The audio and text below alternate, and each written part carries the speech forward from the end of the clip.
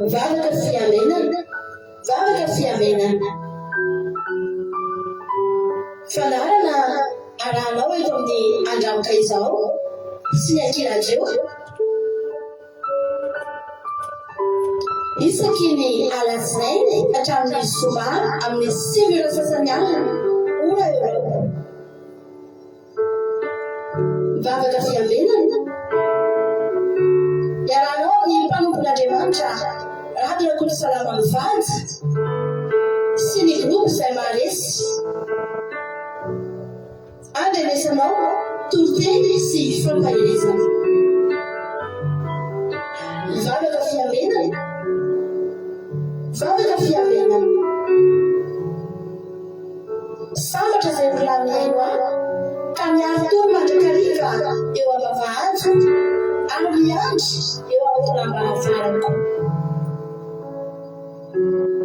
Mialoha ny fiamenana amin'ny alina ny maso mba isaisainako ny teninao. Mivavaka fiamenana. Mivavaka fiamenana.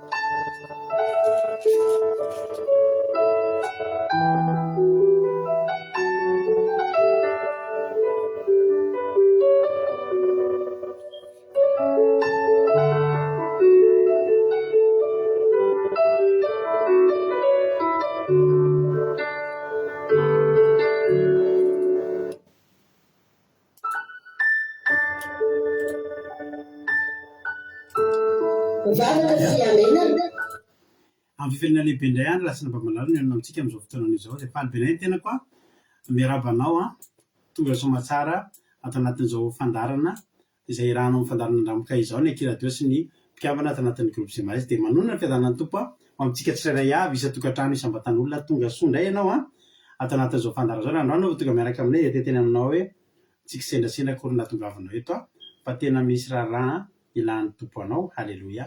Ka dia tahiny tompo a tonga soa dia maretatra amin'ny farany fa za resy lahatra fa tsy ny tsy tonga fotsiny eto ianao ary za koa resy lahatra fa raha tonga eto ianao androany dia misy zavatra tena tian'Andriamanitra horenao eto a. Misy zavatra tian'Andriamanitra tongavana amin'ny fiainanao a koa dia maretatra amin'ny farany ho tahin'ny tompo dia mahareta foana hatramin'ny farany. Dia arahabaina koa tsika izay fampaketo fa misaotra anareo hatrany tonga miaraka aminay eto foana dia ifampahereto tsika na matoky sy mino fa tsy ala maineto ianao raha tonga eto fa hivimbina fahasoavana, hivimbina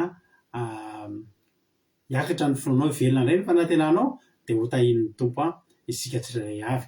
Andao aloha tsika ary a mino zatritra aloha hivavaka sika mendraka ty fotoana ty amperan-tanin'Andriamanitra dia aorianan'izay tsika dia hizaratsodrano dia fampiaraba dia hitsoroavolombelona. Halleloia.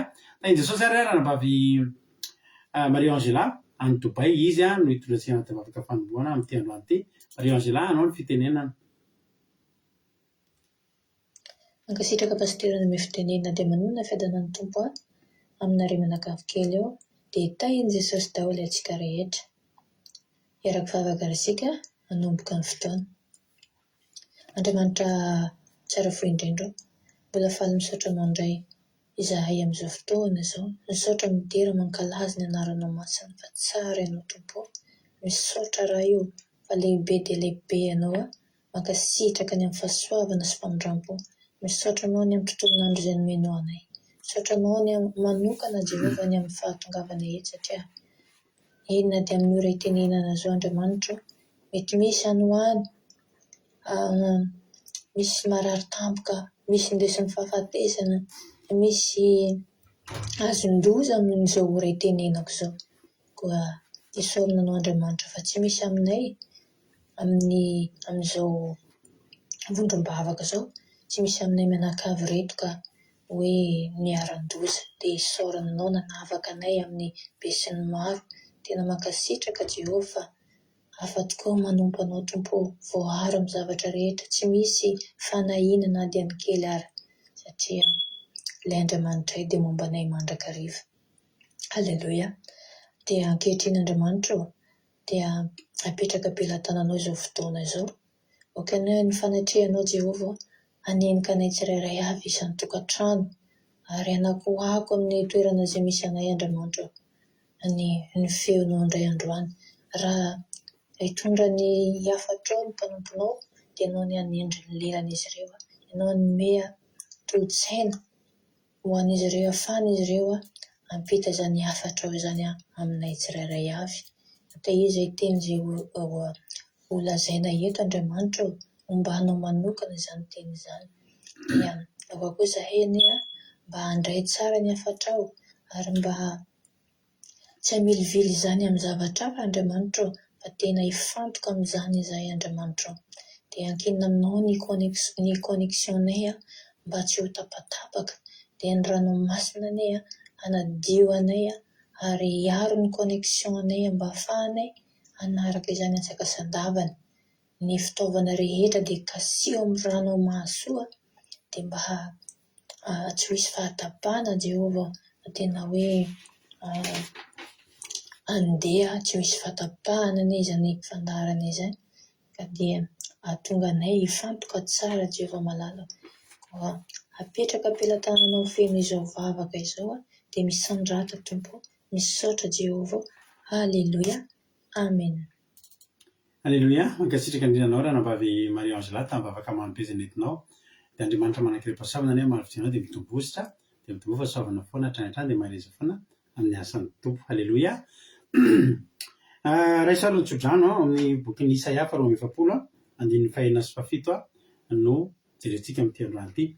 Isaia 4:7 no jerentsika amin'ity androany ity amin'ny anaran'i Jesosy manao hoe: Izaho Jehovah efa niantso anao tamin'ny fahamarinana sy nitandana ny tananao ary hiaro anao ka hanome anao ho fanekena ho an'ny olona, ho fanazavana ny jentilisa. Ampahiretra ny maso ny jamba, hamoaka ny mpifatotra hiala ao an-trano maizina, ary izay mipetraka ao amin'ny trano maizina hiala ao an-trano famatorana. Haleloia, amen. Andriamanitra ny tantananao Andriamanitra izay efa niantso anao tamin'ny fahamarinana, izy ny tantana ny tananao dia hiaro anao dia hanome anao fanekena ho an'ny olona sy fanazavana ny jentilisa. Ampahiretra amin'ny maso ny jamba dia hamoaka mifatotra hiala ao an-trano maizina, ary izay mipetraka ao an-trano maizina dia hiala ao an-trano famatorana. Izany hoe sady ampahiratra hiratiny ianao vahany ny fatorana dia tsy mipetraka ao ianao fa tena olona afaka ianao ho tanteraka amintsika rehetra anie izany tsodrano izany. Ho dia tahin'ny Tompo isika tsirairay avy. Nambiany Somakrinina Koety, $100 Koety.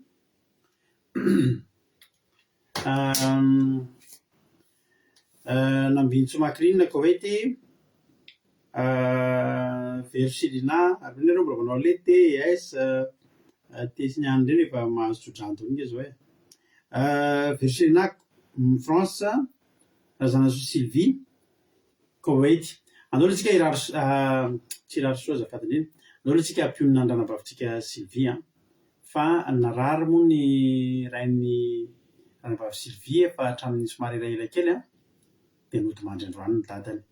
Andao tsika mba hitondra teny fampiononana ho an'ny razana so Sylvie ao Koety ao fa namoy ny rainy izy tamin'ity androany ity.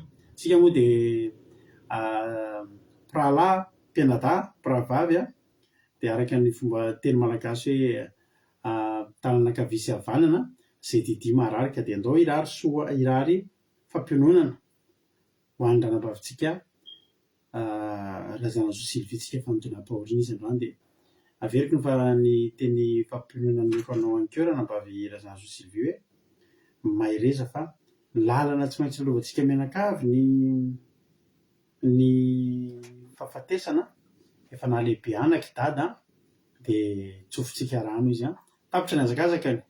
Dia tsika mbola mitohy mahireza dia aza misosika lelosony dia ny tanan'Andriamanitra ny hamafany ranomasonareo tsirairay avy.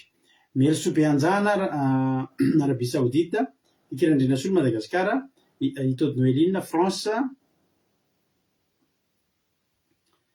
Tsinamboramelona France, dia Erikaraky France, Jesosy Mpandresy Madagasikara, razana so Sylvie, Marina Tiana Canada, Bersava Koety, Niana Mainso Italie, Marie-Jo États-Unis, Hortensine Koety, Migerandre Malala Allemagne, Thierry Albenja France, Hortensine Koety, razana Monique Dubai, Niana Mainso Italie, Artisan de Madagascar France, Belge ça va Koweït, filizazana miadana Madagasikara, Guinée-Bissau, France, Yaina France, Someva France, Tojo Allemagne, Guatemala Belgique, Anathalie Marie-Charline Madagascar, Angelina Rodriguez Arabie Saoudite, Jessica Patici France,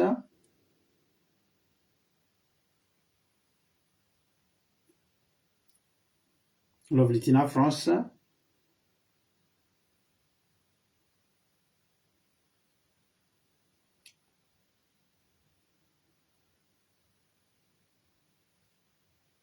Kadeka France, Yama Koweït, Angelina Suzel Suisse, Angelina Rodriguez Arabie Saoudite, tous Jesus Malaxia Allemagne,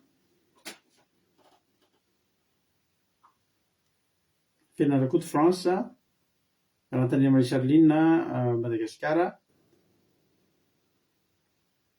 tonga soneny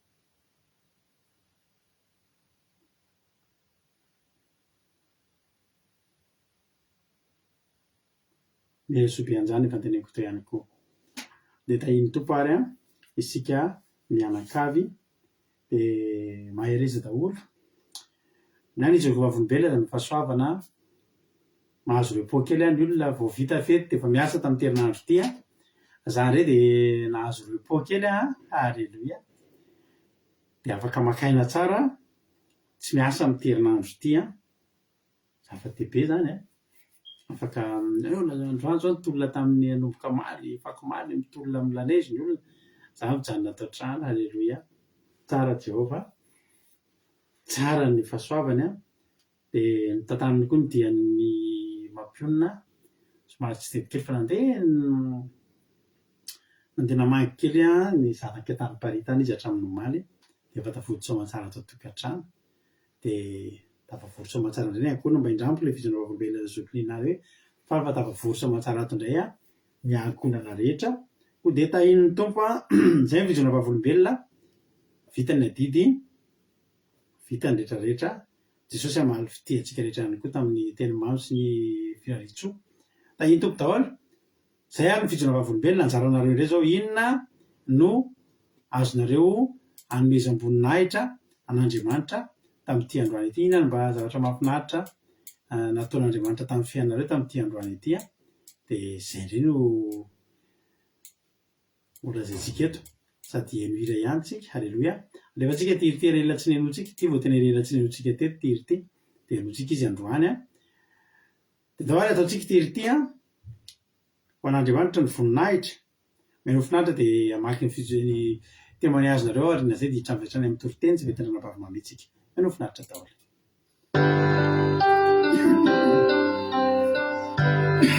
Andriamanitra totoa ombay mandrakizay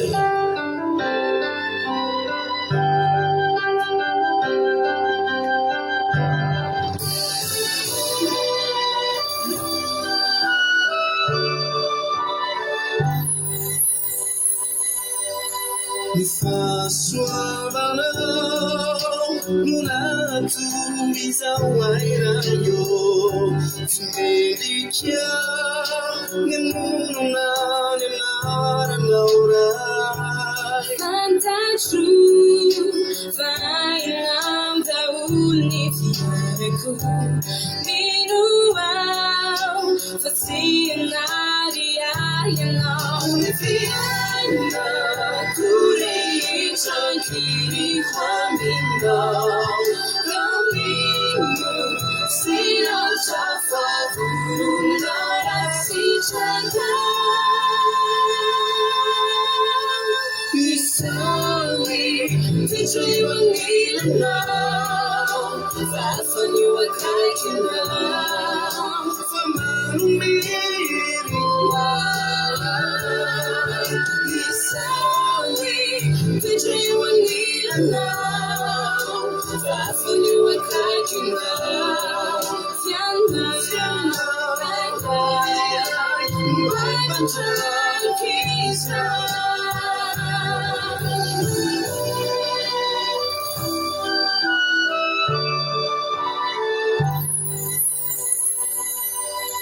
Ni fondrapunao Mula maitwayandimu Kama tujau Fawe wambani ngetawa Find out true Find out the warning Tenaku Minu wow Fatinari ayuna Fiana Kuri Chankiri Kwamino Kamino Sino Chafa Vurunara Sichaka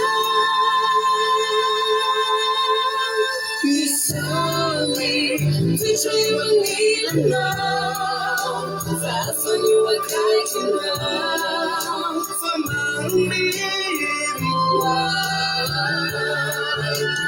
Sorry, teacher, you need to know that when you were kiting now,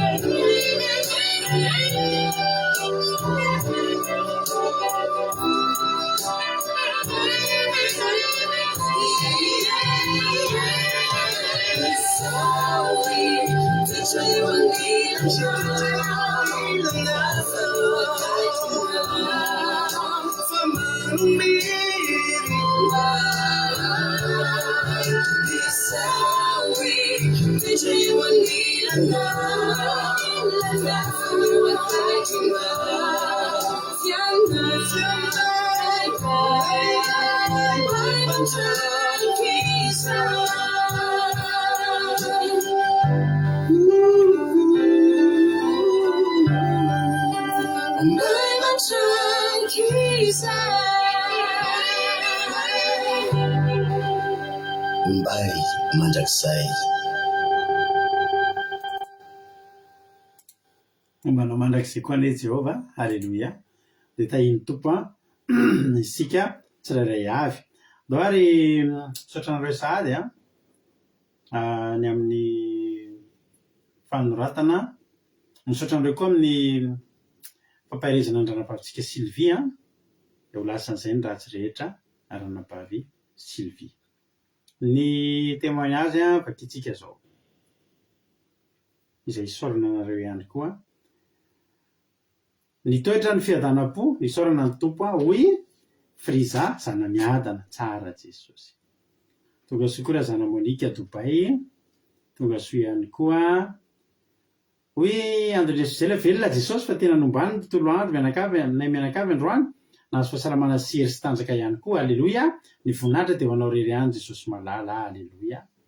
Hoy artizanay de Madagasikara olina, alleluia, velona Jesosy fa efa andalana andeha hiasa ny vadiko ny maraina, tokony andeha amin'ny toerana somary akodaoda ka ny mpiara-miasa aminy, fa mbola tsy nainga dia androtsaka velona izy dia sady tsy nandeha no nasaina tsy niasa koa, alleluia. Afaka niaraka nijanona taminay tato an-trano izy, misaotra azy lehibe ny amin'ny fandamina rehetra. Lamina tontolo andro iray menakavy kely dia izao mbola afaka manaraka vavaka fimbena zao koa, teraina ny anaran'ny masina, voninahitra ho azy rery any, amen, alleluia.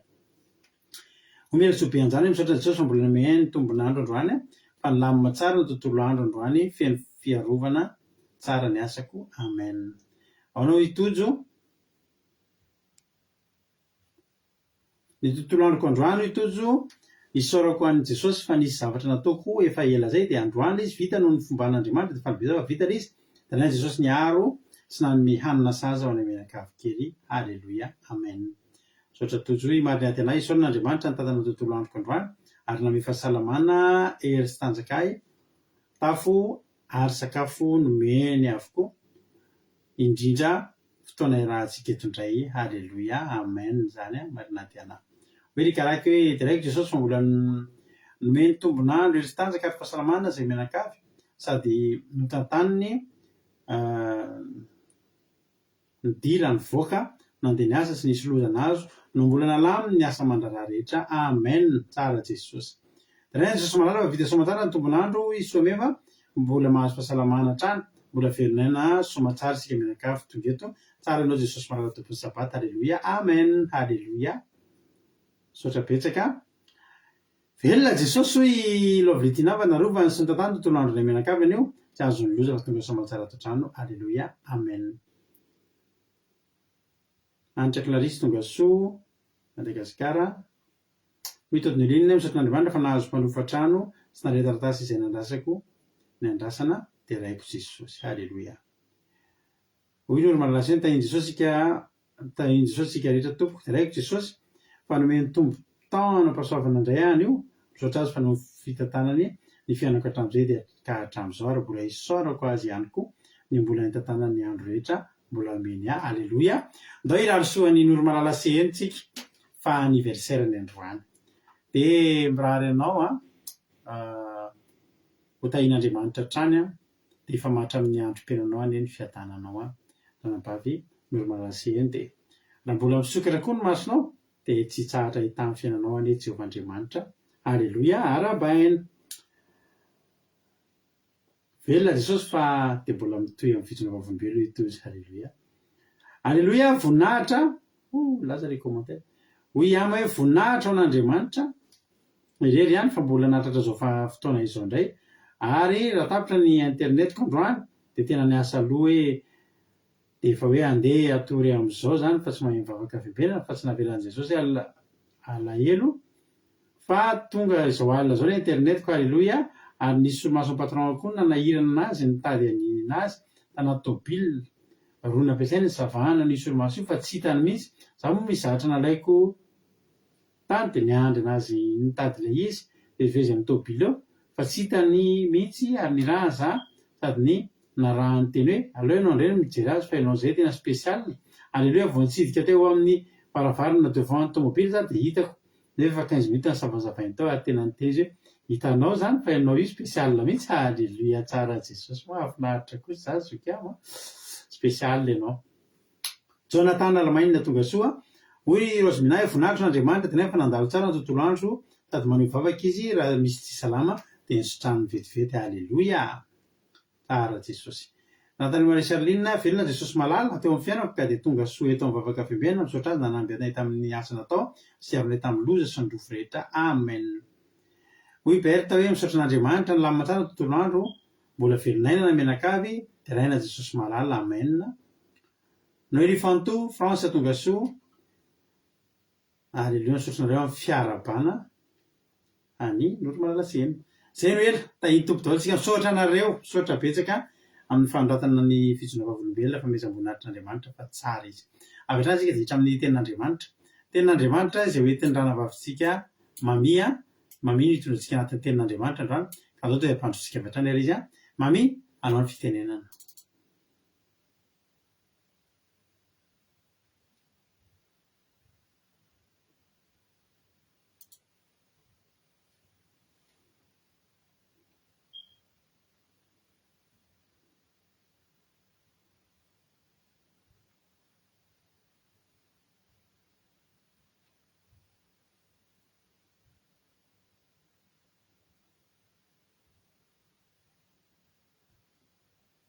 Kely azafady toko koa.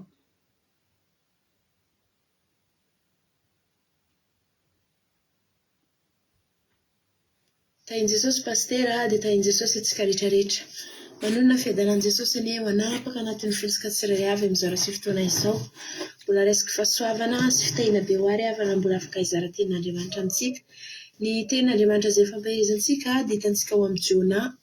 Jona toko voalohany 15 ka hatramin'ny 1:9. Jona toko voalohany 15 ka hatramin'ny 1:9. Raha mera mahita ny teny dia afaka izao ny anaran'i Jesosy. Halleluia. Dia hoy ireo taminy, masina ianao, lazao aminay noho ny amin'iza mono nahatonga izao loza izao amintsika.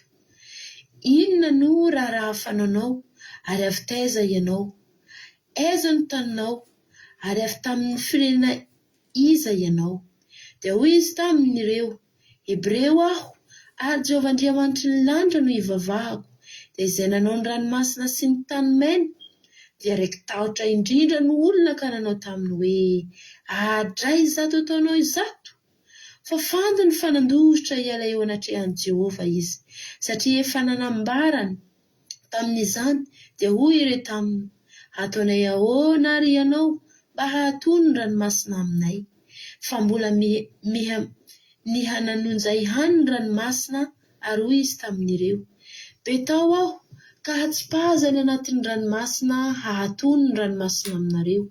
Fa fantatro fa noho ny amiko no nahatonga izao onja mahery izao aminareo, nefa namaky onja fatratra ny olona mba hamerenana ny sambo ho amin'ny tany mena, fa tsy zakany, satria ny ranomasina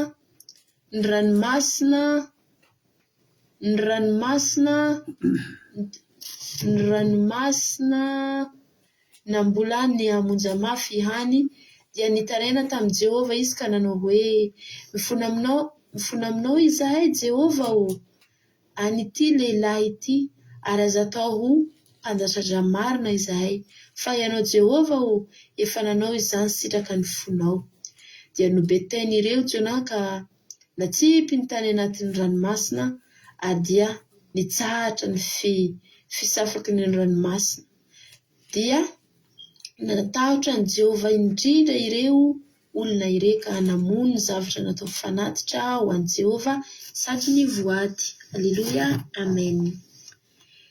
Ny teto ry havana, raha jerentsika ny tantara dia tantaran'i Jona.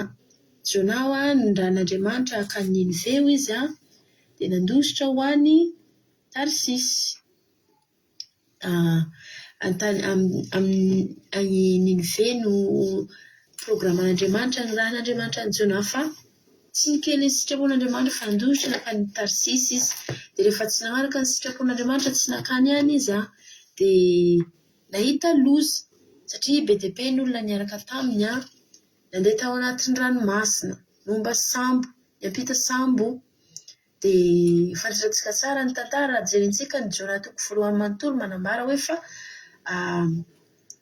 nisy loza nanjoany izy re, satria Niniveh toerana nandrahan'Andriamanitra Jona fa nandeha tany izy dia nampahatan'Andriamanitra loza teny amin'ny ranomasina. Rehefa nisafotofoto ny rivotra ry havana dia nanontany ireo olona ireo, satria be dia be ny olona tao anatin'ny sambo, kapiten'ny sambo. Dia nanontany hoe, satria efa natao ny fomba rehetrarehetra, efa samby nivavaka, satria reto namany Jona reto dia olona jintilisa, tsy manana Andriamanitra, tsy manana Andriamanitra, fa Jona irery ihany no manana Jehovah ho Andriamanina. Dia nanao voady izy ireo dia nanao antsapoka tao anatin'ny sambo, fa tsy mety nitony ry havana ny safotofoton'ny ranomasina. Dia farany dia nanontaniana, satria izy rehetrarehetra tao anatin'ny sambo dia nanontaniana daholo hoe avy tamin'iza mahatonga zao loza zao, ina avy an'ity loza ity. Dia nanontany an'i Jona izy eo amin'ny 15 dia hoy ireto taminy: masina ianao ka lazao aminay noho ny amin'iza moa nahatonga izao loza izao amintsika, satria zavatra tsara ny tranga. Olona efa mpiasa sambo, olona efa matetika mandeha anatin'ny ranomasina reto, mpitondra sambo reto. Fa nahagaga teto ry havana dia tena nisafotofoto be ny ranomasina, nisafotofoto be ny diny izy ireo. Fa izy ireo fa misy zavatra tsy normal, satria zavatra voasamba nitranga teo amin'ny fiainan'izy ireo. Dia nanontany izy ireo dia namaly Jona hoe Hebreo aho izy, ary Jehovah Andriamanitry ny lanitra no ivavahako, dia izay nanao ny ranomasina sy ny tany mena.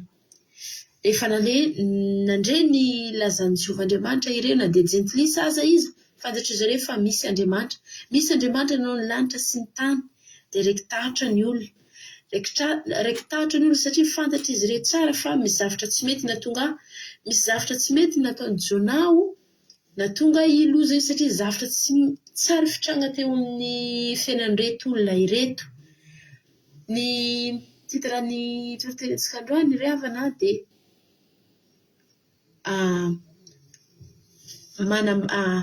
manambarany marina fa tsy maintsy vojen'i Jehova ianao sy ny mpiaraka aminao.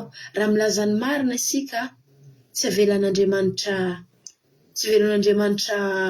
ho faty anatin'ny olona izay mingeza eo amin'ny fiainantsika satria teto Jonao na dia nanota aza izy tsy hoe nanota na dia tsy nagnaraka ny sitrapon'Andriamanitra aza izy fa mbola nifikitra ihany izy nanambarany marina izy tsy navandy na dia tsy nakany tany Niniveo aza izy fa tsy niteny ny marina izy satria efa tena nafy ny loza ry havana ary mbo fantany koa fa tena natahatra reto mpiaradia aminy reto dia nambarany marina hoe za Hebreo izy za Hebreo Andriamanitra ivavahako izy Andriamanitra ny lanitra Andriamanitra nanao ny ranomasina sy ny tany mena dia rekitahitra indrindra ny olona ka nanao taminy hoe adray izato nataonao izato Jehova fa fantany fa nandositra hiala eo anatrehan'i Jehova izy satria efa nanambara taminy izany dia hoy re taminy ataonay ahoana ary ianao mba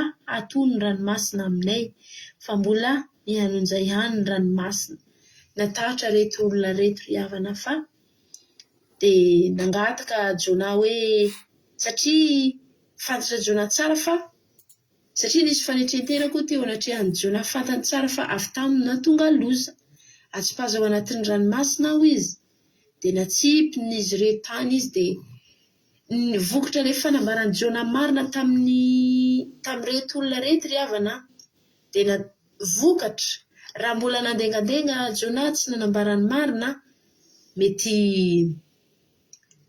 tsy tiany zavatra nitranga mety niaraka lentiko tao izy ireo mety maty Jona fa raha vao reto olona reto nanambara tamin'ny voalohany efa nanontany tamin'ny voalohany dia efa nanambarany marina ny Jona. Ny tiako ampita ry havana mila manambarany marina tsika mila mijoro tsara tahaka ny Jona na dia tsy nanaraka ny sitrapon'Andriamanitra aza izy fa nijoro izy rehefa fantany fa tsy mety ny nataony sa nijoro izy dia natsipy tany anatin'ny hazandrano natoky ary izy koa matoky nisy fanatrentena nataony Jona hoe fantatro fa avy amiko tsy maninona na maty fa avela reto olona reto ho velona fa Andriamanitra koa ry havana nitsinjo ny an'i Jona tsy maty tao anatin'ny ranomasina izy fa nateliny hazandrano. Alleluia.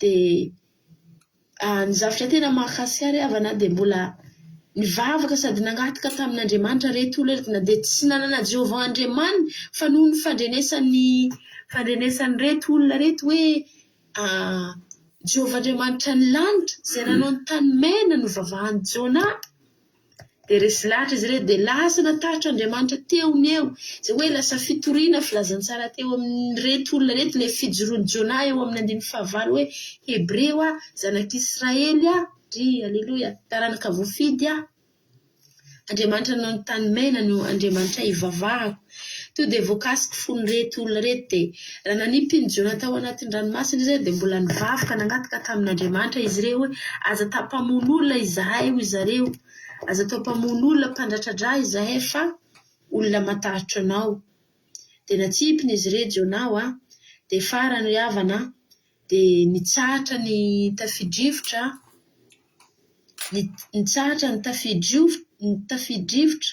ary tsy maty koa Jona ary ny tena mafaly dia nivoady tamin'i Jehova izy ireo sady nanao fanatitra ho an'i Jehova dia lasa nariana daholo ny mino fa nariany reto daholo ny andriamanikafa izay nientiny izy ireo dia ampita ilay andriamanikafa izay nientin-jareo tao anatin'ny sambra satria nandreo filazantsara marina tamin'i Jona izy ireo na dia zavatra hafa aza toerany nandrahan'Andriamanitra ny Jona fa Jona nanambarany marina dia tafita soamantsara reto olona ireto ry havana dia ngatahako amintsika tsirairay avy dia samba sahijoro anambarany marina avaiza anao izy anao tena kristiana marina ve ianao tena Andriamanitra ny lanitra sy ny tany marina ve vavahantsika dia sahy mijoro tahaka ny Jona manambarany marina fa hovonjen'Andriamanitra namanao io sy ianao tsy avelan'Andriamanitra matoa azy na dia tsy mendrika aza na dia tsy mety aza na dia manditra aza itsika fa tsy hamelan'Andriamanitra tsy hamelan'Andriamanitra ho faty anatin'ny tafidrivotra izay misafotifotsy izay manonja be ny fiainantsika tsirairay dia misaotra anao ry havana naharitry ny any hatramin'ny farany kely ny fisainako kely ny fiteniko fa Andriamanitra ny hanazava izany rehetrarehetra izay amintsika tsirairay avy dia tahin' Jesosy daholo.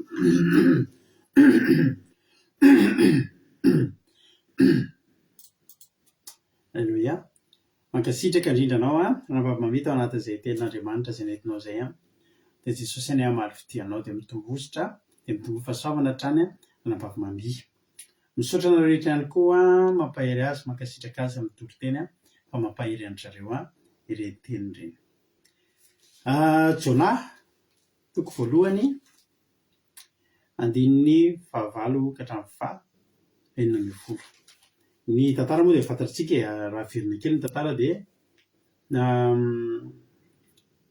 nirahana Jona ho any Ninive dia izy nakany Tarsisy. Ny paozin'izany toerana izany dia tena atsimo sy avaratra. Raha tokony ho any atsimo lasa izy nakany avaratra. Tena mifanohatra tanteraka mihitsy. Ny hevitr' izany dia izao, misy zavatra ny raha an'Andriamanitra antsika. Misy zavatra apetrak'Andriamanitra amintsika. Misy fotoantsika manao mifanohatra amin'izany. Misy fotoantsika tena atsimo sy avaratra amin'ny zavatra ny raha an'Andriamanitra antsika mihitsy ny zavatra ataontsika. Ary amin'izao fotoana izao dia fivilian'ny filazantsara mihitsy izao. Indray itsika raha mandinika ny filazantsara ny toriana tany amin'ny taona 90 ohatra sy amin'izao taona 524 izao dia afaka mahita zavatra ray tonga dia mivainga antsika fa nisy lasa mivily ilay filazantsara. Tena mivily. Izay taloha mba mpanatrika an'ireny le misy fotoana mba manatrika an'ireny le fivoriam-bavaka ireny nenay moa ny alehanay tsy ho vavaka fa le mijery olona be dia be fotsiny dia mba misy ihany fotoana mihaino toriteny. Za taloha mihaino toriteny mihaino toriteny amin'ireny le toriteny ankoatra ilay any am-piangonanay izany fa le mitoriteny tena le mafanafana fo an'ireny. Mazava ny toriteny tamin'izany tsy misy afa-tsy ny hoe hoavy Jesosy mibeba milamy raha tsy fanao. Izay ny ankabetsahany toriteny rehetra. Mahafinaritra anahy misy toriteny Amerikana Billy Graham izay. Hatramin'ny efa ela be izany Billy Graham izany no toriteny. Fa ny tena zava-mahafinaritra anahy aminazy ny toriteny antitra tanora mandra-pahaantitra mandra-pahafatana tsy niova ny hafatra. Mibeba ianareo akaiky ny fanjakan'Andriamanitra. Milamy fahotana manatona an' Jesosy. Raiso Jesosy. Na dia nandalo karazana fehim-potoana be dia be tena tsy niova ry havana. Nandalo karazana fiovan'ny fiainana be dia be mandra-pahafatana tsy niova ny hafatra. Nareo nge afaka mahita mihitsy nareo pastera miova tanteraka ny zavatra teneniny. Mahita maromaro mihitsy tsika hoe mety misy ohatra zao hoe mpanompon'Andriamanitra tamin'izy vao niainga mbola tena le mahiny kely reny mbola tena le mpivady anina be hafa ny hafatra. Fa ankehitriny efa le tena le potrefotrefona tsara le efa tahiny tompo reny dia hafa ihany koa ny hafatra. Tsaroako amin'le mpanompon'Andriamanitra zay alatsiny aminareo za io isy nandalo kely tsy fahasalamana kely dia somary marary tenda kely sy aretina mahazo amin'ny rehefa ririna moa nanomboka tamin'ny latsinainy. Za efa sitrana fa mbola somary farifarina kely ny natitratra any. Dia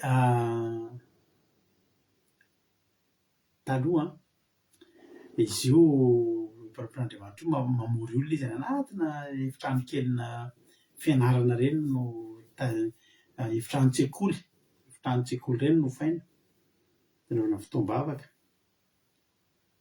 Dia tonga dia mivavaka ny olona. Tsy misy nampianarana mivavaka ny olona fa tonga dia samy mandray plazy dia mandoalika dia mikohaka dia tadidiko mihitsy mivavaka tamin'izany hitanareo io le zavatra mba mariako rehefa nivavaka tamin'izay toeran'izay dia ity zavatra ity tamin'izany vao nivavaka ny kohaka izany dia za mivavaka amin'ny kohaka io latsaka ny ranomasoko dia milatsaka ambon'ilay gorodona dia lasa ohatry ny fotaka lasa satria vovoka be maloto ny vovoka le gorodona dia rehefa tonga eo amin'izy ny ranomasonao dia taitranao fa misy ohatry ny fotapotaka kely eo amin'ny devoanao eo rehefa tena miratra ianao aika ny ranomasoko ireo latsaka ireo dia mifangaro amin'ny vovoka dia tsaroako ilay feta nataon'i Jesosy nasitrana amin'ny mason'ilay jambo fa rehefa tamin'izany toerana izany dia nentombo dia nanomboka nanofa espasy amin'izay ka rehefa any amin'ny espasy dia ilay espasy mihaja be ireny ilay fidorana mariazy ireny dia efa carreau efa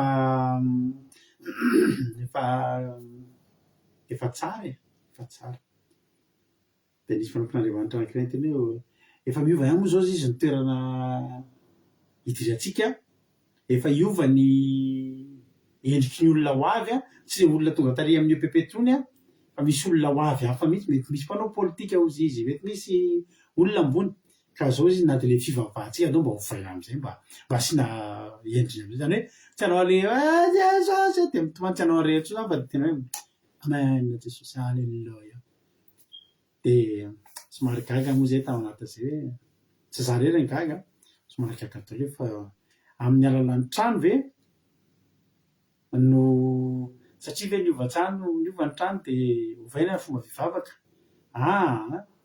tsy mety amintsika izany ny fotsika tsy niova halleluia ianao na mbola trano volamena ary nipetrahanao manana etahitan'Andriamanitra oka fanafoan'ny fitiavan'Andriamanitra foana ianao ny tiako lazaina zany dia zao mivolana tsikelikely ny olona raha tsy misy manitsy raha tsy ahitsy raha tsy averina amin'ny loniny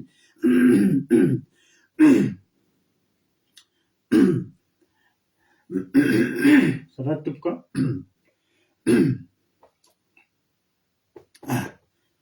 raha tsy averina amin'ny loniny raha tsy misy famerenana amin'ny loniny dia ho lasa tonga ohatrany tamin'ny Jona atsimo sy avara zao no mbola mety mivilivily kely zao fa nampianariko ny olona efa taty andafy amin'izay nahita autoroute na tsy autoroute koa moa zany aty zany avy any amin'ny lalana avy ianao dia hiditra amin'ny autoroute na hiditra amin'ireny lalana ngezangeza ireny dia miditra tsikelikely dia miaraka tsikelikely rehefa hivoaka n'iny lalana iny koa ianao tsisy mihitsy mandeha amin'iny tonga dia mivily tonga dia hakavanana be fa somary misaraka tsikelikely zay ilay lalana ile misaraka tsikelikely iny mbola mifankahita daholo ny olona hoany daholo hoany daholo tsika hoany an-danitra tsika manomboka efa sarahan'ilay ligne kely ligne de dissuasion ny anaran'ilay izy efa manomboka mety ny elanelan'ny ligne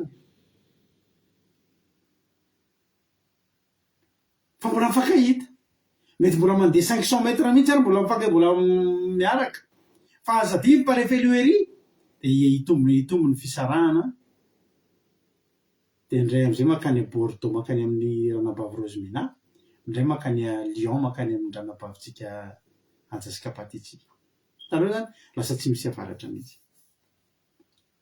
zao andeha hiana tsy misy avaratra i Jona eto raha tokony ho an'ny Ninive dia nakany Tarsisy ny sambo misy foana ny sambo angeravana misy foana na ho an'ny Ninive na ho an'ny Tarsisy ary za dia teny aminao na hanao asan'Andriamanitra hitory teny ianao androany na hitory ny sitrapon'Andriamanitra ianao androany na tsy hitory mbola velona angenao rapitso mbola samy miaraka eo daholo angeny olona mbola samy miaraka eny daholo angeny fitoriteny samy mbola mifankahiteny daholo angeny pastery mbola zao daholo ianao dia hoany an-danitra tsika mivily kely azy fotsiny zay fa any fotoana fatandremo rehefa mivily misaraka eo iny dia tsy mihaona ntsony na ny anaran'ny lalana ary miova ndray A10 moa ndray A5 alleluia ndray A19 moa ndray A5 alleluia ry havana ho lasa amin'izany Jona io ho lasa amin'izany Jona io fa ny zava-mahafinaritra ataovy eo amen Andriamanitra tsy hamelan'ny Jona ho any zao ny antony tsy hamelan'Andriamanitra ny Jona nazavainy Jona ny antony efa nantaniana andiny favaly de io taminy zao ma tsy zavatra nitranga nikorotana amin'izay ny ranomasina. Jehova natonga any amin'ny 14 Jehova natonga rivotra mahery tambony ranomasina ka nanonja mafy ny ranomasina ka de efa lila vaky ny sambo. Io zany le Andriamanitra efa miteny misokosina ny sambo, misokosina ny sambo, mitopatopa ny ranomasina. De fozy amin'izay ny olona tatsambo tsy normal.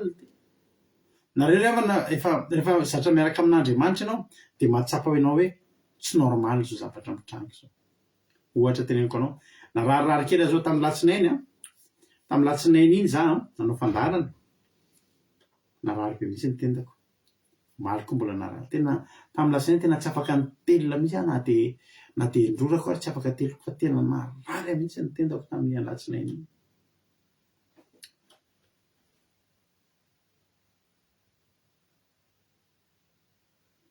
De sitrana zao larobia androany fa raha io arety tendako io mitoy tapa-bolana eo am'izay tsika efa mivoaka amin'ilay arety, mivoaka amin'ilay aretina mazatra fa tsy maintsy efa tonga say mizatra tsy normal ary io zavatra tsy normal io mila eritreretina io fa tsy avela mandeha fotsiny. Rehefa misy zavatra mitranga amin'ny fiainao de hitanao mihitsy ohatrany tsy normal tsony ty zavatra mitranga ty, eo le izy mila eritreretina. Io tafidrivotra io tafidrivotra tsy normal io satria zao ny zavatra nitranga. Rehefa niainga zareo de tsara ny andro tony ny ranomasina ary afinaritra ny voyage ozy ny olona. Inona ny tany Jona raha vakitsika eo amin'ny 17 ary Jona nitsangana andositra ao amin'ny Tarsisy mba hialona atrehan'i Jehova ary nihatany Jopa izy ka nahita sambo akany Tarsisy de nadony karamana ka miondrana taminy iara-mandeha amin'ny taona iaraka mandeha tamin'ny tao ho an'ny Tarsisy hiala eo anatrehan'i Jehova. Ka tsika rehefa nofidiana de tsy mba hariana ozy ny tenin'Andriamanitra amin'ny Isaia zay rehetra nofidiko de tsy mba hariko. Inga tsy resaka volasy fitahiana ihany na hoe mandresy amin'ny ady fa rehefa nofidiany ka tsy mba ho hariana de tsy miala aminy koa ianao zany. De natonga rivotra mahery teny ambony ranomasina amin'izay Jehova de fa raiky tahotra amin'izay 15 raiky tahotra ny matoloha ka nitanaina tamin'ny Andriamaniny avy sady nariny tanaina amin'ny ranomasina ny zavatra tao an-tsambo mba hampatony ny loza. Fa Jona kosa efa nidina nakao amin'ny sambo ka nandreniko ny torimaso. Ny olona rehefa miala amin'Andriamanitra reniko ny torimaso. Tsy marezy ambonin'ny tany tsony, tsy marezy zavatra zay etsika ataon'Andriamanitra tsony mba hiantsonana azy. Zany ny olona rehefa tafiala amin'Andriamanitra matorimaty, torimasom-pahafatesana hoy Davida. Io kely torimasom-pahafatesana nataon'i Davida io mahazo an'i Jona io. Ny sambo efa mitopatopa fa izy reniko ny tory satria maninona lavitra an'Andriamanitra sans souci, tsy misy ninona eritreretina maty eritreritra hoy zany fomba filaza.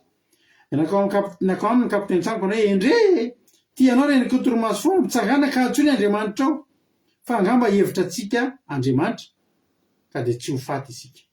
Ary samy nanao tamin'ny namany avy andeha isika hanao filokana mba hizahantsika izay mahatonga izao loza zao amintsika. De nanao filokana izy ka Jona no azo. Ary izy ireo tamin'ny masina anao lazao aminay no ny amin'iza moa no mahatonga izao loza zao amintsika. Inona ny raha fanaonao ary avitaiza anao, aiza ny taninao ary avaiza ny firenena izy ianao. De hoy izy tamin'ireo Hebreo. Ary Jehova Andriamanitra ny lanitra ny vavahako de zay nanao ny ranomasina sy ny tany maina. Io ny valiny. Aikay ao anatin'io sambo io misy olona manana problème amin'ny Jehova. Tsy reto olona reto tsy ny maty lotsy ny tompo-tsambo satria ireo de voalaza fa samy manana ny Andriamaniny. Jehova tsy mikapoka zay tsy anazy zany. Tadidio zay. Jehova zany raha misy manao tsy mety reny olona tsy anazy reny tsy mikapoka an'ireny zany Jehova. Tsy manitsy tsy mikapoka be dia be. Tamin'ny anona zao tamin'ile tsunami tamin'ny 2000 tamin'ny taona 2004 Décembre 2004 reny Andriamanitra rehefa manafay. talohan'indra tadidinareo nisy tany amin'ny tany tany atseko na Thaïlande na Bangladesh na iza moa izy iny a misy le kisoa sa alika moa nataon'ny olona teo ambony hazo fijaliana faniratsiranana Jesosy blasphemie tena tonga de tena iny tonga iny ny tsunami firy ny olona maty tamin'iny inona ny tsy zavatra potika tamin'iny izany ny tranga talohan'iny nisy faniratsirana be tamin'ny fahatrifa tsy tadidiko tsombolo izy fa maizana fa ny fanitsiana ray ty mahazo an'izao anaty reto olona reto a tsy misy nina ho ahitsy reo satria reo tsy amin'ny Jehova ny an'i Jehova sy anazy ihany no ahitsiny aleloia ao anatin'io sambo io zany a misy problème amin'ny Jehova misy olona manana problème amin'ny Jehova misy olona tiany Jehova hifanazavana ao misy olona tiany Jehova hifandaharana indray aviary hifandahatra isika eo Jehova zany kely mifandahatra te hiresaka amin'ny Jona Jehova te hitodika amin'ny Jona Jehova te hiteny amin'ny Jona Jehova Jehova rehefa miteny tonga de ranomasina ny asiany miteny Jehova rehefa misafoaka de zao tonga de ny ranomasina mihitsy no misafoaka satria iny ny ilana miantso any Jona raha teny ambony roplanina indray Jona raha am'izao andro mety tafidrivotra be ny ambony ranomasina eny rehefa hiteny Jehova de miteny izy de ozy izy ny olona hoe izy ianao tonga de vao niteny Jona Hebreo ary Jehova Andriamanitra ny Andriamanitra tonga de raiky tahotra ny olona nanontaniany olona ny antony fa inona ny ataonao aty de Jona hoe mitsoka ny Jehova andositra ny tavan'i Jehova ny alehako aty fa za tokony ho an'ny Ninive teo amin'izay ny olona vahalalana ndry lozy ty nataonao fa maninona ny ataonao an'izao zay ozy izy fa maninona ianao no nataonao an'izao zay fa fantatsy mihitsy fa Andriamanitra io miteny io ny Andriamanitsika rery no afaka miteny de na tsy mino azy ary mahafantatra izy no miteny an'izao mety fen'Andriamanitra ny Andriamanitra akabe hoe miteniteny any amin'ny tokotantsika any no matotoa ny heriny avety fa tsy henitsika zany tsisy fetsakany amintsika zany ao amin'ny tokotaninao amin'izao maiza zao nge fa nahafatesana miodody mandehandeha any ananina any fa na ny démonie mandehandeha any ananina any tsisy fetrakany amintsika miteny reny any fa tsisika tsy maheno an'izany fa ny Andriamanitsika rery rehefa hiteny amin'ny mpanompony enon'izao tontolo zao tonga de natahotra ny olona tena ny Andriamanitra io zao ny nantaniny zareo inona ny ataonay mba hikalme ny Andriamanitra ao fa tsy vitany Andriamanitra eny no mikalme an'io lehibe hoe Jehova tsika io ambony indrindra amin'ny Andriamanitra ny Andriamanitra rehetra ny Andriamanitra rehetra mekoakeo anoloana io daholo ny Andriamanitra rehetra mifona maître rantsika tamin'ny mbola kely rehefa le matanjatanjaka tsika namatsika de mifona maître tsika ny tanao ny Andriamanitra ny olona rehetra ny Lucifera mifona maître mihitsy eo amin'ny Jehova tsika amin'ny Jesosy tsika zay tonga tsika ohatry hoe naza matahotra devoly zany ny Andriamanitsika amboniny reny aleloia Jesosy tsika mbola amboniny re tonga de zany Lucifera zany vao mahemy fotsiny anaran'i Jesosy zao zany teneko anareo misy mpanompo ny Satana zay ny tantara efa nivafo ao ambanin'ny tany ao amin'izao fotoana zao ka ny fanjakan'ny Lucifera de ao ambanin'ny tany ao de zao amin'ny fotoana hony misy toriteny ka misy fahefana le toriteny de isaky ny tononona ondry avy ny anaran'i Jesosy io de menjera eo amin'ny tany menjera tapaka ny seza fiandranan'ny Lucifera de menjera amin'ny tany isaky ny misy zany ty ambon'ny tany asa fitorina ka vohositra le mpanompon'Andriamanitra ka misy herin'Andriamanitra le toriteny de isaky ny manonona Jesosy tsika de menjery ngara iny eo ambany ao menjery ngara iny eo ambany ao tena tantara tena misy zany ary za tena mino an'izany zany hoe retolo reto nangataka tamin'ny Andriamanitra mba teneno zay Andriamanitra mampiatsika ny ranomasina io mba ho tony sy tia de fona taony ny Andriamanitra tsy vitany hoe miteny hoe Jehova nge io e alleluia inona ary nyteretetavy-zareo ataony Jehova nge io tenenareo asianareo kalimena io e raha Andriamanitra kafo io tsy maninona fa Jehova rehefa Jehova de Jehova e alleluia korazo hainao de lanontany anjona inona ny ataony hoe mba hampikalimehany io inona ny ataonay mba hikalimehany io de izy Jona betao a de atsipasa anatin'ny ranomasina aton'ny ranomasina aminareo afantatra fanao ny amiko no mahatonga zao onja mahery izao aminareo zany hoe nampalelo le tolo reto satria no ny amin'ny Jona de ry zareo koa ny aranyjaly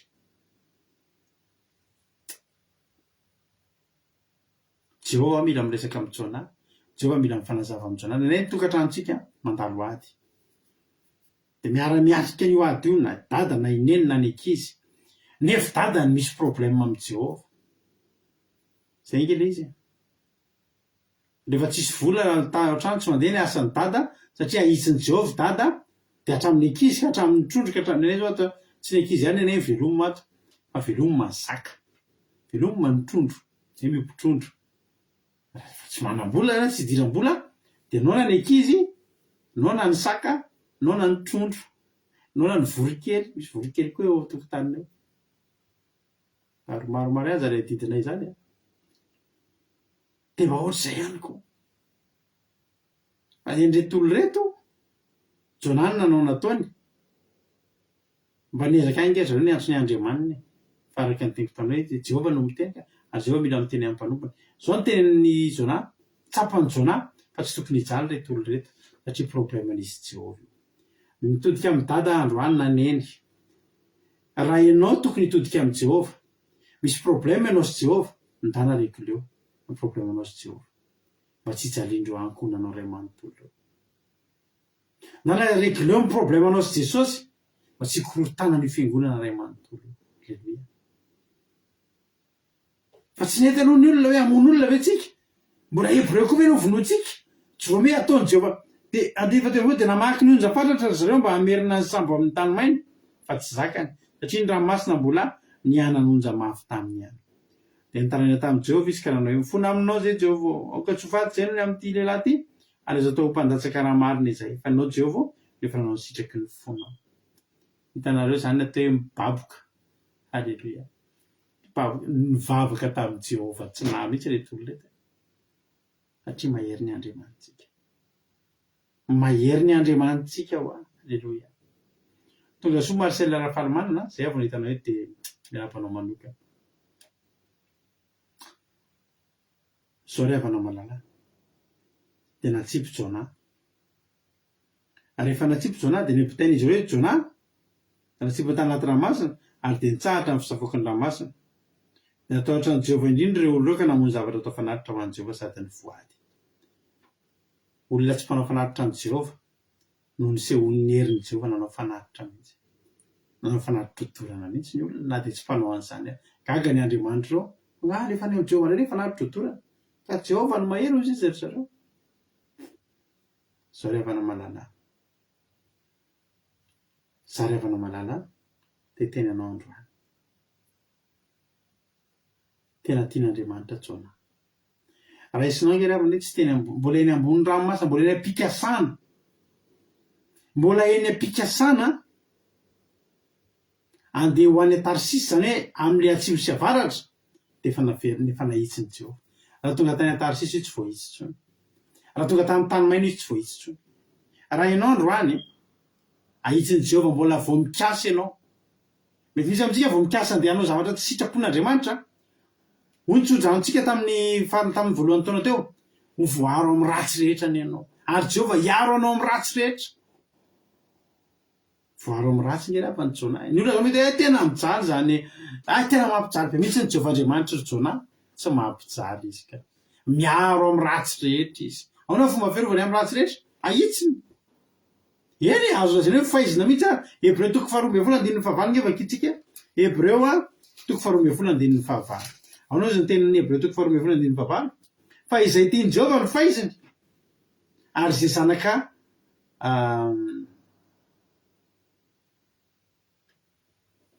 Hébreu 4:15 fa izay tiany Jehovah no faiziny ary izay zanaka rehetra raisiny no kapohiny.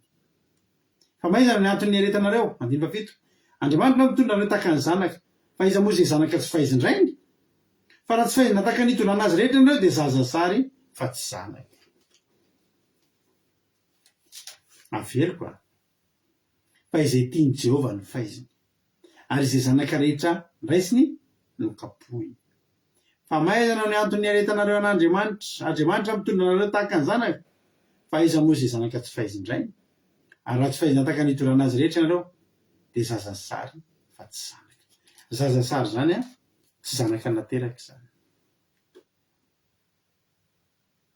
Ary mety mietrasa izy ka aloko tsara ngamba zazasary dia aveo fa tsy voakapoka. Inona moa no anjara lovan'izany hoe zazasary? Deutéronome 7:20 ny zazasary tsy mahazo miditra amin'ny fiangonan'i Jehovah na dia hatramin'ny taranany 15 aza dia tsy ahazo miditra ny fiangonan'i Jehovah. Zany no anjara lovan'ny zazasary. Somantsika mieritreritra ny andry aloko dia tsy kapohana kosa aloha fa za fety alefa anaty rano fa za kosa aloha tsy aloko zazasary. Za miteniteny foana. Fa ny zazasary zany tsy miditra amin'ny tempolin'i Jehovah, zany hoe tsy miditra amin'ny fanatrehan'Andriamanitra ny zazasary. Fanontaniana ny mipetraka aminao androany. Inona ny tianao? Faizina sy kapohana fa zanaka sa tsy atao ninina fa zazasary?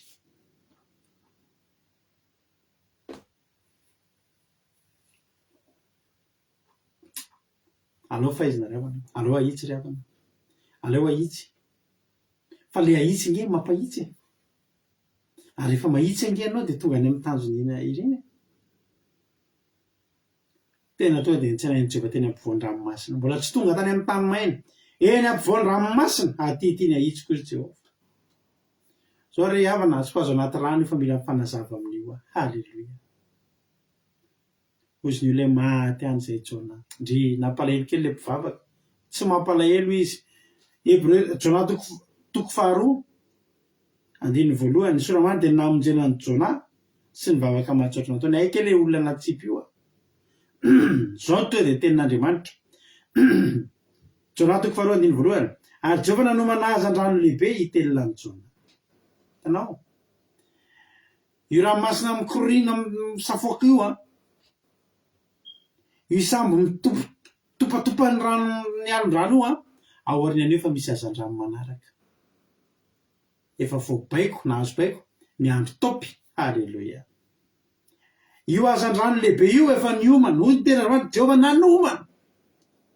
Mbola vo andeha hanomboka nitsy ny Jona Jehovah dia efa niteny hoe hazan-drano mila anao kely ary hazan-drano blop aoka blop izy le hazan-drano. Ndao ianao manaraka ny sambo iny blop tsy manina Jehovah alako. Hazan-drano lehibe. Jehovah nanomana hazan-drano lehibe hitelona ny Jona. Hitelona mihitsy ny olona nahita teo aloha dia tena kivy ratsy tsy mba hivavaka amin'izany Jehovah zany raha izao ny efa rano. Tsy efa rano io tompo fa fiangana. Mbola tsy niainga keny asan'ny Jona vao hiainga keny asan'ny Jona io. Fa saingy tsy niainga. Fa saingy tsy niainga. Fa raha tafiainga teo io any Tarsisy lasa tsy lamboty tany. Ho Jehovah hoe afianao aty fa mila mifandahatra aminao. Tsy zazasary ianao ry Jona, zanaka ianao. Misy fotoana efa nanomboka mivavaka izay dia misy zavatra izay zany tsapako ohatrany hoe vao manao zavatra kely vao mitady hanao zavatra kely dia tonga ny kapoka. Tena tereko mihitsy za misy fanitsiana, misy problème matonga na misy mahatonga na mety tompo inona ity dia mahatonga na miteny za tsy hanao tsony. Dia gaga tamin'izany hoe nisy ohatry ny hafahafa. Sao dia mba tsy tian'Andriamanitra raha satria izao. Izay raha fa namalala tenenina ianareo mihitsy. Raha misy fotoana izay manitsaka sabata io, tsy manao sabata, indroa teo amin'ny fiainana iny ngamba ny rabe indrindra ny tsy nanao sabata. Nanitsaka sabata zany hoe ny andro sabata dia izay tsy manao sabata fa mandeha. fa tena tadidy mandraky tia ny androany fa tsy mora ny fahantsian'Andriamanitra nay taorina zay. Zay rehefa mahita olona mpiara-mivavaka rehefa sabata ry zao mandeha mijery spectacle ny Richard Solondray be ohatra na ohatra zany. Tetry manino misy foa zao mandeha voyage sabata de mila fiderana fotsiny de zay de vita ny ohatrisy na nino. Zay nefa tsy samy manao an'izany satria tena tsy nitora fahasoavana anay tena hitsin'ny Jehova mihitsy zay raha manitsakitsaka sabata zany. De mety afaka hitany hoe nareo koa masika be ny Jehova zany aminareo a. Ohatry mieritreritra mihitsy ary maninona ary ny olona ohatry tsy maninona fa foana koa ny Jehova ny ahitsy. Efa nandinika ny Hébreu 12:8 eo de zay hoe satria za zanaka. Raha ianao le ahitsy ny Jehova isaky ny manao zavatra tsy mety da anao misaotra azy. Raha ianao ndray nefa mahatsapy mihitsy tsy mety ty ataony ty fa milamina tsisy ninona mba mieritreritra fa soa zaza sary ianao. Ny zaza sary de hatramin'ny taranaka 10 manerina any tsy tafiditra amin'ny tempolon'i Jehova zany, tsy tafiditra ho isan'ny zanaka, tsy tafiditra amin'ny fanatrehan'Andriamanitra. Ratsy ange zany ry havana. Jonah natsipy tsy novolona ho faty, tsy natsipy ho faty, fa natsipy ho averina amin'ny sitrapon'Andriamanitra. Nanomana hazan-drano izy, io hazan-drano be io to de nitelina anazy. Fa io hazan-drano io efa nahazo baiko io. Tsy hoanina izy any, tsy hanika voky io a. Fa entana ho aterina, ho livrena quelque part io a. Fa teneniko anareo a, fa nandritra ny 3 andro sy 3 alina tao akibon'ny hazan-drano Jonah. Eritreretinareo fa na ny hazan-drano no fady anina tamin'izany. Rehefa tonga anatin'ny kibon'ny hazan-drano izy tokony hodina ny vavoniny le trondro de potipotika tao Jonah mandevoka aminy. Fa na ny hazan-drano aza ny fady anina 3 andro sy 3 alina tamin'io. Niova ny ilanan'le hazan-drano, niova ny asan'le hazan-drano, tsy mihinan'olona fa mpanatitra olona. Ny olona hafa nahita io hazan-drano io dia nahita fa fahafatesana io. Ao an'Andriamanitra tsy fahafatesana io fa fitaovam-pitaterana. Ohatra taingina somarainy fotsiny Jonah, ho aiza natsipo ny hazan-drano any amin'ny tany maina, aiza any Ninive. Andiny farangy ambin'ny folo ary Jehova nadidy ilay hazan-drano ka dia nalohany eny amin'ny tany maina Jonah. Aiza ilay tany maina? Any Ninive. Any tokony aleha ange. Ianao raha tsy andeha amin'ny naim-ponao any amin'ny sitrapon'Andriamanitra, Jehova ny andraikitra ny famerenana anao any. Alao mandeha fotsiny ndao eny amin'ny sitrapon'Andriamanitra. Fa tsy te ahita hoe problème ny amerina anao any amin'ny sitrapon'Andriamanitra na aretina no amerina anao any amin'ny sitrapon'Andriamanitra. Ratsy ange zany ray. Zany nge ny endrik'ity hazan-drano ty. Hazan-drano namerina ny Jonah any amin'ny sitrapon'Andriamanitra. Fa tsy nety niverina tamin'ny naim-pony izy. Andao zasy ianao manomboka androany. Andao hiverina amin'ny naim-pontsika. De mbola tsy tonga ny hazan-drano hitelina. Andao hiverina any amin'ny sitrapon'Andriamanitra. Andao hiverina amin'ny sitrapon'Andriamanitra fa tsy sitrak'Andriamanitra ny andehanantsika amin'ny lalina tsy izy. Halleloia. De atao amin'izay Jonah natsiaro ny saotra an'Andriamanitra izy satria zao tsapany tian'Andriamanitra izy. De teny aminao ary manandroany manao hoe ndao any amin'ny sitrapon'Andriamanitra. Ndao any amin'ny zinandran'Andriamanitra atsika. Ndao any Ninive fa miandry atsika ny asan'Andriamanitra. Raha makany Tarsisy sika, raha tonga any tsika de very.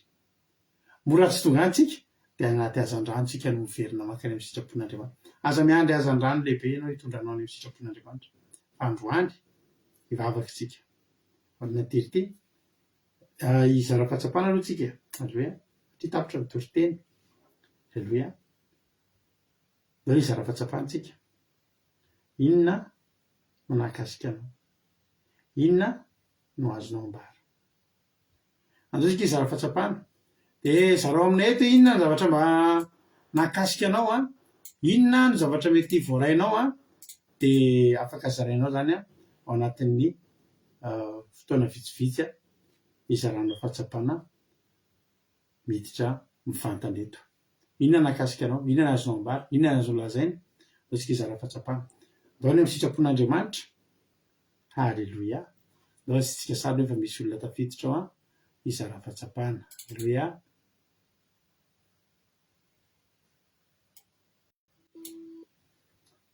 Halleloia.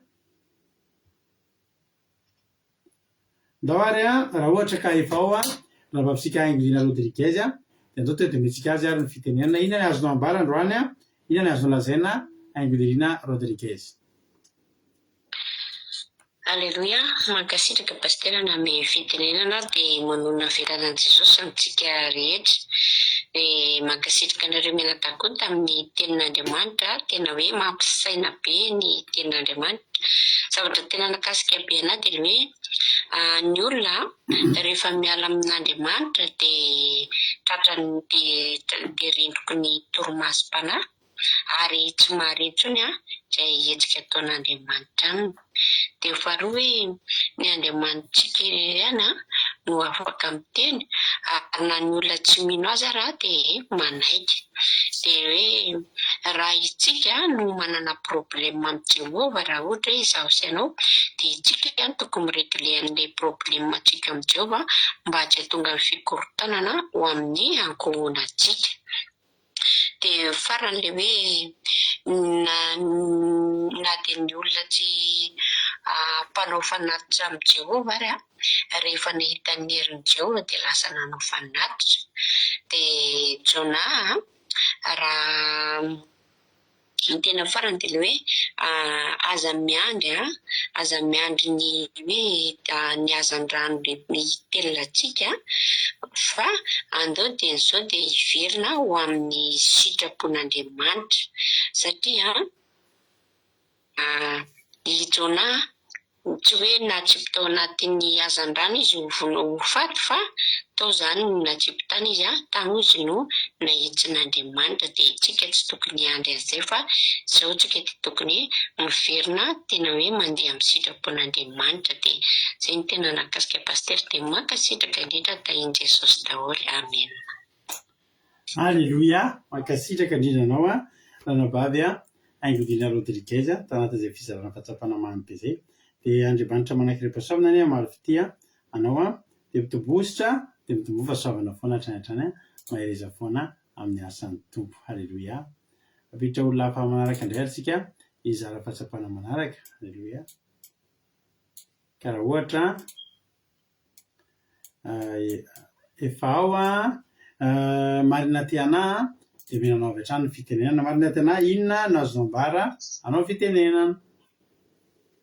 Eo mankasitraka pastera na me fitenenana efa voatenin'ny Zoky Rodriguez teny tena nanamarika anahy fa apiko fotsiny ny tenin'ny pastera tamin'ny voalohany izany hoe rehefa misy zavatra niarahan'Andriamanitra antsika dia tokony ataontsika fa tsy mivilivily na mitsaoka fa dia tena hoe mila ohatrany hoe constant izany tsika amin'ny zavatra toriana.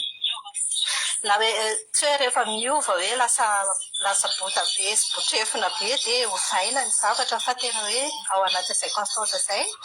Dia faharoa koa hoe raha misy olana amin'ny Jehovah izany tsika dia ny olona rehetra miara-miaina amintsika miaraka sambo amintsika no misy olana koa ka noho izany mila vahantsika io olana io miaraka amin'Andriamanitra. Andriamanitra mitady antsika hifandahatra aminy foana satria zanantsika fa tsy hoe olon-kafa.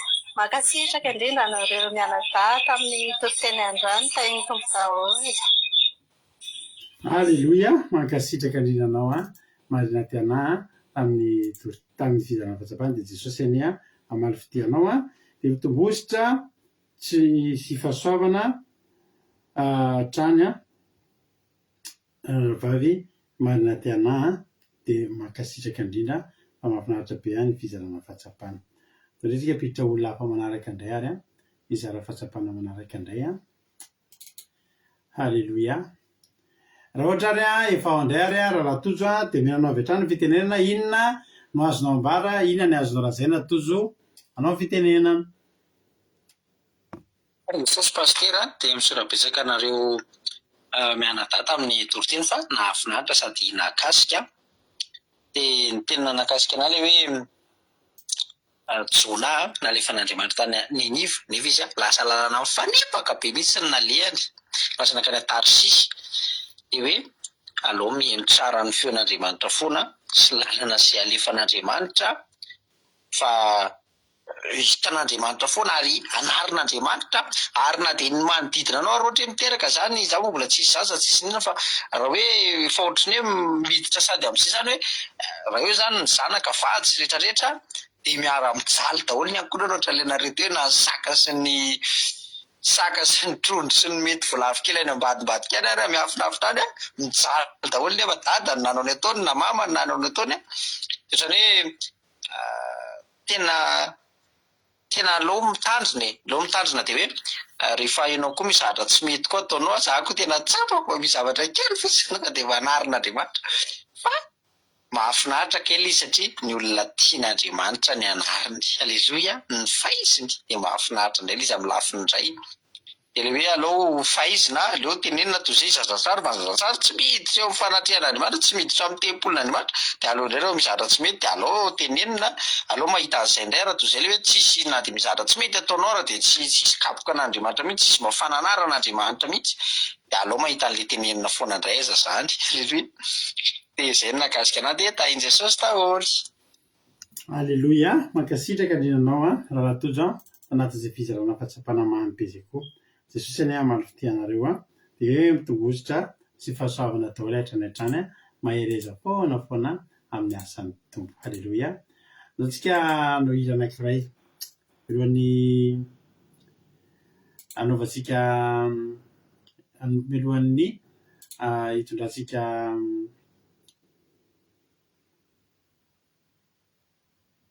milohan'ny ivavahantsika ho an'ny isorantsika andriamanitra amin'ny fandarana sy ivavaka ho an'ny firenena andao ataontsika aloha ty hira anankiray mahafinaritra be ty dia Jesosy ania mba antsika tsirairay avy antsika rehetra anaty ty mba samy miaranay ke tompo eny tianao any ninive zay eny mivaliny Jehovah tsy misy fisalasalana fa eny hatramin'ny farany andao rehetra antsika ty dia avantsika ivavaka amarina fotoana no finaritra daholo.